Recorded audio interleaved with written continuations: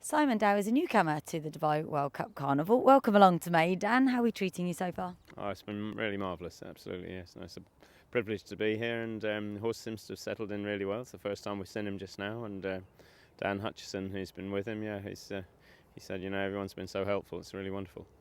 And I read some quotes that you actually sort of had this race in the back of your mind from last summer. Is that the case? Well, it's just one of those things that, he looked like a horse that was going to develop later on in his career, and he's got this pedigree which suggests that he might be suited to dirt racing. And as his career unfolded, it was certainly very much something that we were hoping we could get to.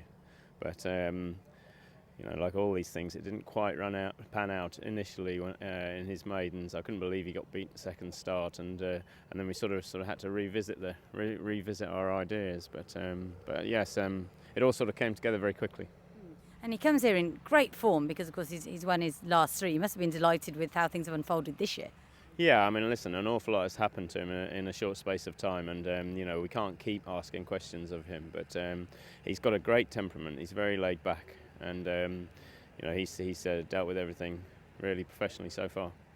And what do you make of what you've seen of dirt racing here so far? Because they go very fast early on. You're drawn out wide. Do you think that might help him to some extent? Well, I guess a small field, and he's got good early speed, and as long as he brakes well and he can get himself nicely balanced first 100 metres, that should work out for us.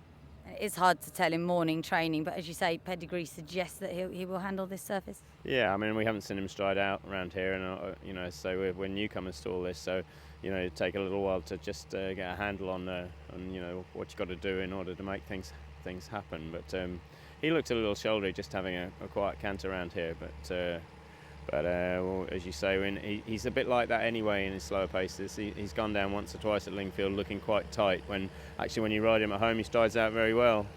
Most of his training, we've got a wonderful poly track in Epsom, and most of his training is done on that, and he gets a lot, you get a lot of bounce, a lot of help off that, and this is a slightly different surface, so we won't really know until the pressure gets put on how comfortable he's going to be on it.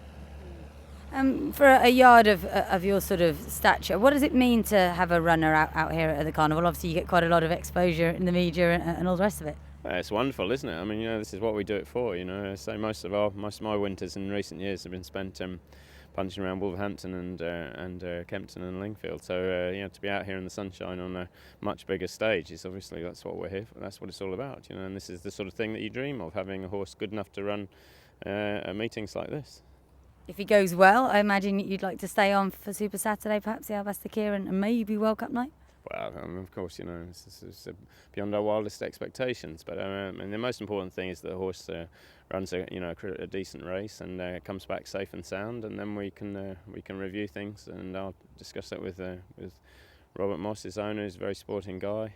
Been hugely supportive of our little stable.